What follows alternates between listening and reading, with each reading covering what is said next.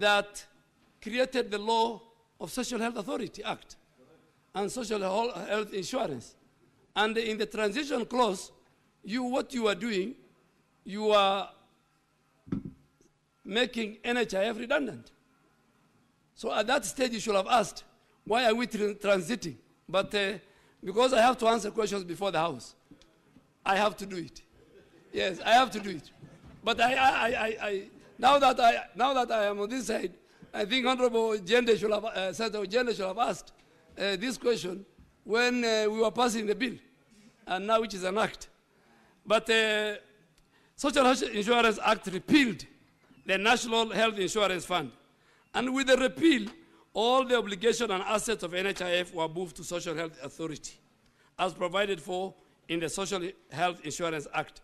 And the effects of paragraph 2 and 3 of the first schedule to the Act 23 was to vest all its assets, rights, duties, and powers of NHIF in the authority, which assets include NHIF database.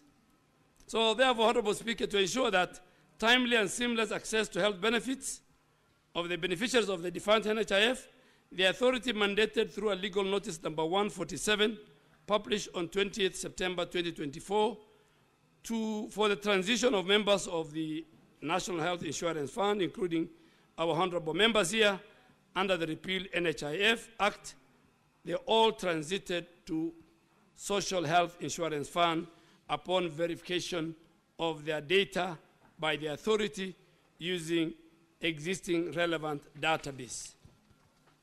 Honorable Speaker, the information was transferred to ensure that all these members and their declared benefits can access benefits come 1st of October 2024. The transition of the information was in the interest of the members.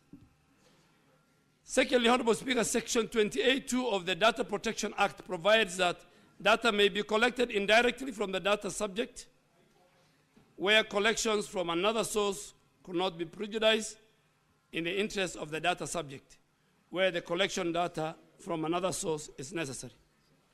So, Honorable Speaker, if I go to the question that the Senator sought clarification on the measures put in place to guarantee comprehensive, year-round.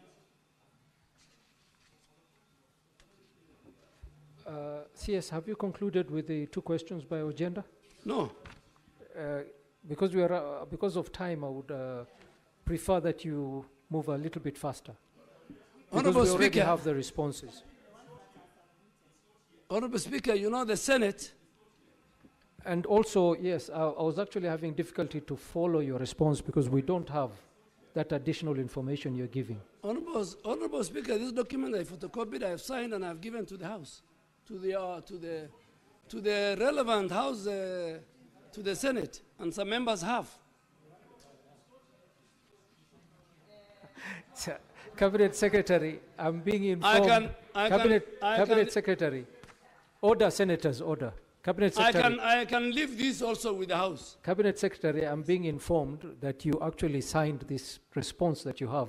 Yes. When you were in the House. Yes. So it has not been distributed.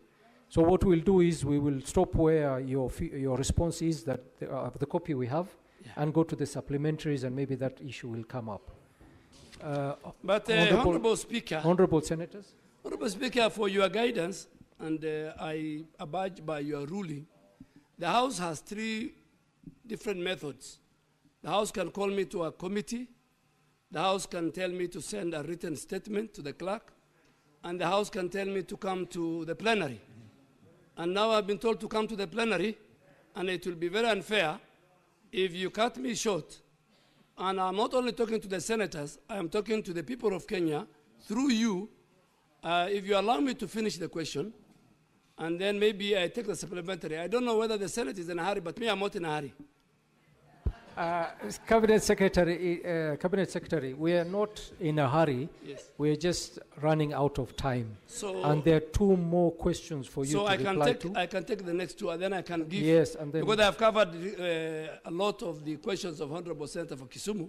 I can give him this copy. Yes. And then I go to the other questions and the supplementary. Let us do that, Cabinet Secretary. Thank you very much. Honorable Senators, we are going to take supplementary questions from Senator Ojenda. And Senator Ojenda, I think you had informed that Senator Muma will be taking one of your supplementary questions. Thank you, Mr. Speaker. Mr. Speaker, because I'm a loyal member of my party, I have donated... Senator Ojenda, just one moment. Take a seat, Senator Ojenda. Take a seat. Before your point of order, Honorable Senators, I would like to acknowledge the presence in the public gallery this afternoon of visiting teachers and students from Ithumale Secondary School in Makueni County. The delegation comprises 2 teachers and 48 students who are in the Senate for a one-day academic exposure. In our usual tradition of receiving and welcoming visitors to our parliament, I extend a warm welcome to them, and on behalf of the Senate and on my own behalf, wish them a fruitful visit. Thank you. Yes, Senator Kalwale, what's your point of order? Speaker, as you will notice, we are all straining to follow the proceedings. And Mr. Speaker, I've consulted the Sergeant at Arms. That noise you're hearing is from doctors, clinical officers, and other members of the Universal Healthcare, UHC. Mr. Speaker, could you resort to standing order number 1? You suspend the sitting for 5 minutes so that we can go and receive the memorandum. Hand over to the minister since he's now here. He has deliberately, Mr. Speaker, refused to talk to those doctors. And that's why they have strategically come when he's here, so that then we can hand over to him and interrogate. If need be, you order him to go and receive that. Both exits are blocked. Senator, Mr. Speaker, sir, before, Mr. Speaker,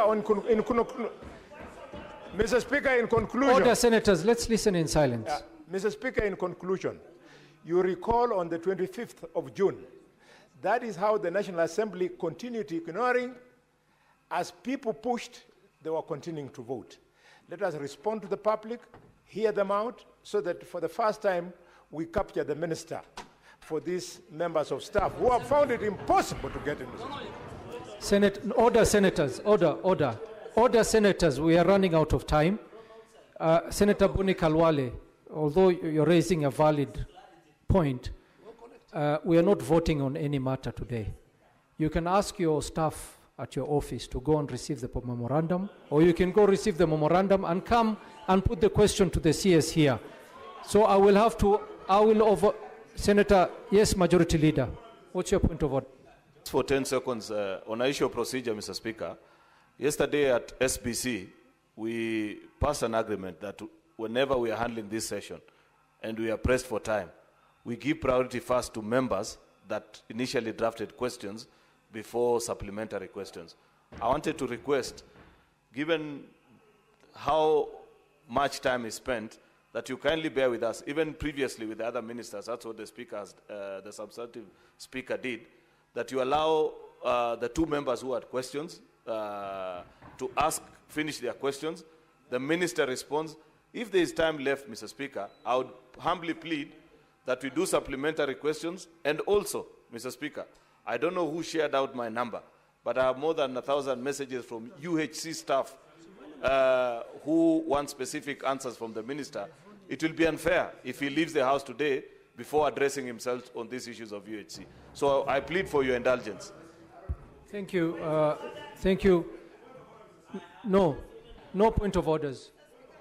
No point of orders. Senators. Senator Cheriot, I think we will proceed as you've requested. It will save us time because we're really running out of time.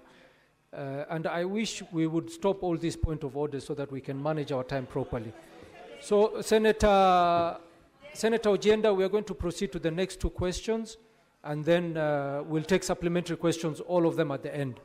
Mr. Speaker, just on a point, may I then, I will assign my supplementary questions to the Senator for Vihiga for 1 question, Senator Muma, Senator Faki, and lastly, yes,